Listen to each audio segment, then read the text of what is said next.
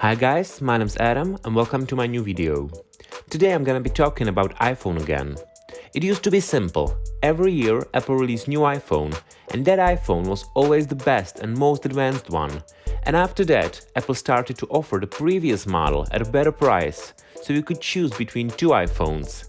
But in 2020, you can buy 6 new iPhone models directly from Apple, and from the third-party retailers, you can buy even more older models, which are still supported by Apple. So it may be a little confusing for a lot of potential buyers to choose from this wide variety of iPhones.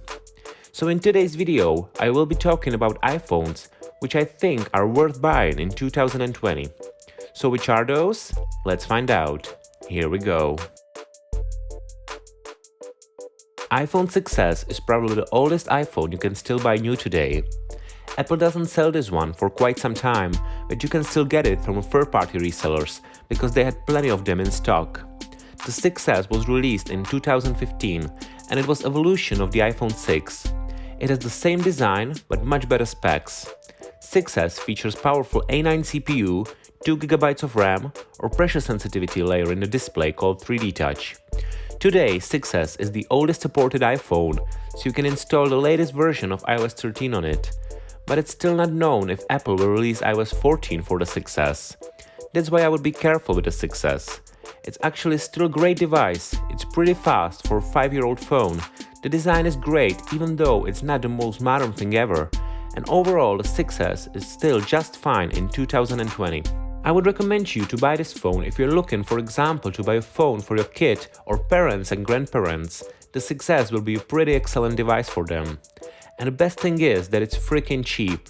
You can get 6s for as low as $100 and the price averages around $150, which is absolutely fantastic.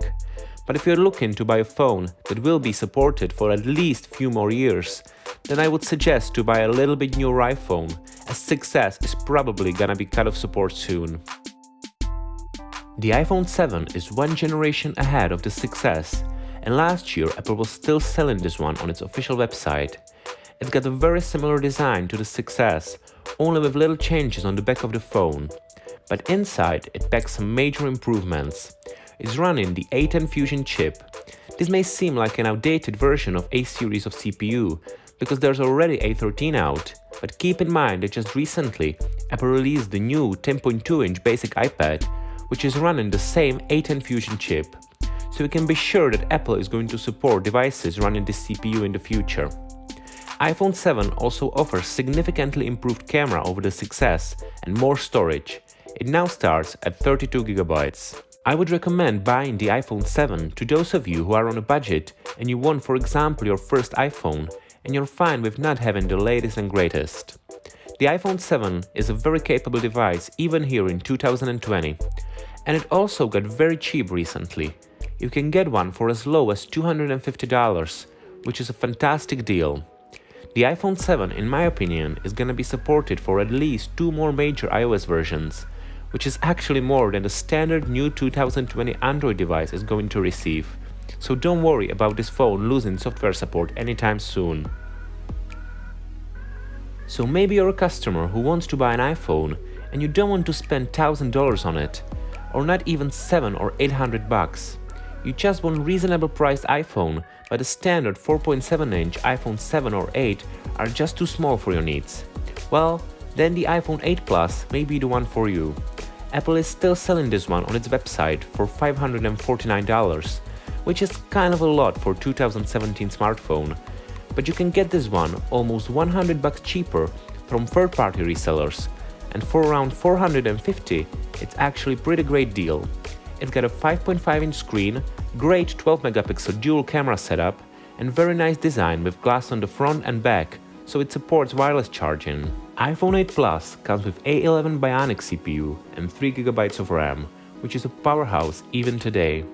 It's the same hardware as on the iPhone 10, and because Apple is still selling this one new, you can be sure that they're gonna support it with new iOS versions for at least 3 more years.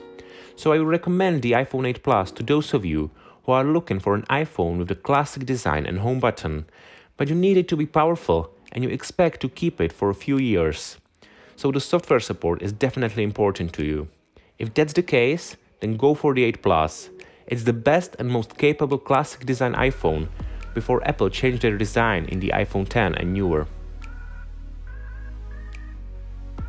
These three iPhones that I just recommended to you, the iPhone 6s, 7 and 8 Plus, are probably about to get a huge competitor from Apple themselves. It is rumored that Apple is going to release the new iPhone SE 2 or iPhone 9 later this month, and it can even be out by the time you're watching this video.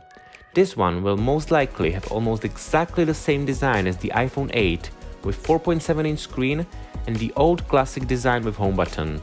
But inside it will be all new, because the iPhone 9 is supposed to be powered by the latest A13 CPU with 3GB of RAM and the same main camera as the iPhone 11 has. And the best thing about it is the price, which is rumored to be just $399, and this would make it probably the best deal out there. And if that's the case, then I would recommend to buy this model over the iPhone 7 or 8. Yes, it will be a little pricier than, for example, the iPhone 7, but you get so much more: the new CPU, new camera, better battery, and most importantly, many years of software support. And hopefully Apple will release something like the iPhone 9 Plus with bigger screen for those customers who are ready to sacrifice the bezel-less design for a cheap yet very powerful iPhone and want it to be just a little bit bigger than 4.7-inch. And let's get to the newer iPhones.